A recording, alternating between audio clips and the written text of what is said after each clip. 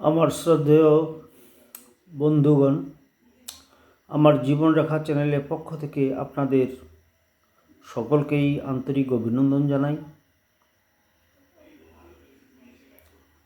ঘটনা হলো যে আমরা জানি যে সবচেয়ে চরম ক্ষমতার অধিকারী একমাত্র ঈশ্বর। তারপরেই কারো যদি থাকে সেটা হচ্ছে ডাক্তারদের।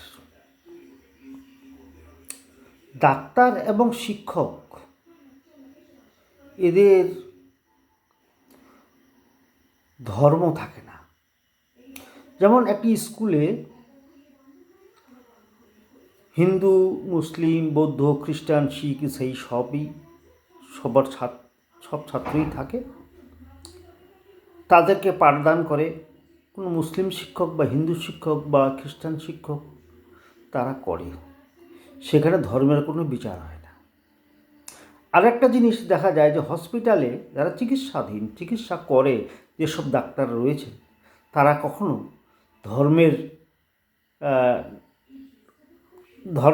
ধর্মটাকে যাচাই করে চিকিৎসা করে না। এটা বাস্তব সত্য। কিন্তু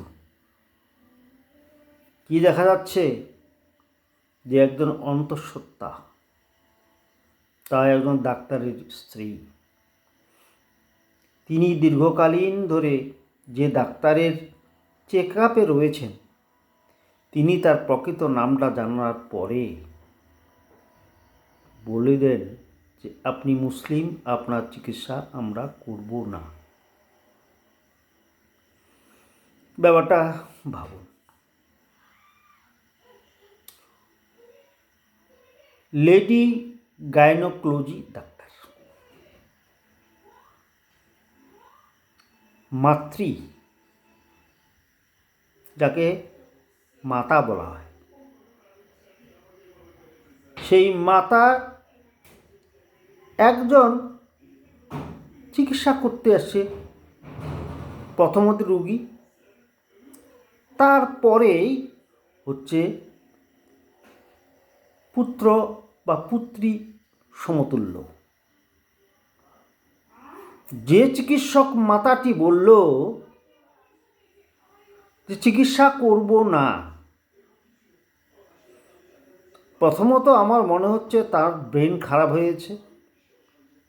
একজন ভালো মানসিক ডাক্তার দেখানো খুবই প্রয়োজন, খুব তাড়াতাড়ি, নাহলে অনেক রুগীকে উনি মেরে ফেলবেন, ভুল চিকিৎসায় মেরে ফেলবেন।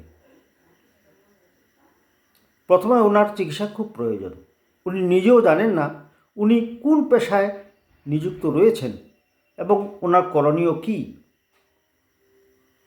একজন সন্ত্রাসীও যদি অসুস্থ অবস্থায় থাকে, প্রথমে তার কর্তব্য তার চিকিৎসা করা, তারপরে সে আইনের ব্যবস্থা নেওয়া।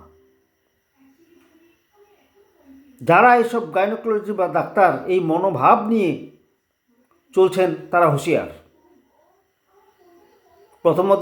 প্রথমত ভালো আপনার কি বলে মানসিক রোগী তো সাইকোটিস্টকে দেখাতে হবে, তারপরেই এদের আইনানুগ ব্যবস্থা নেওয়া দরকার। সুস্থ থাকবেন, ভালো থাকবেন।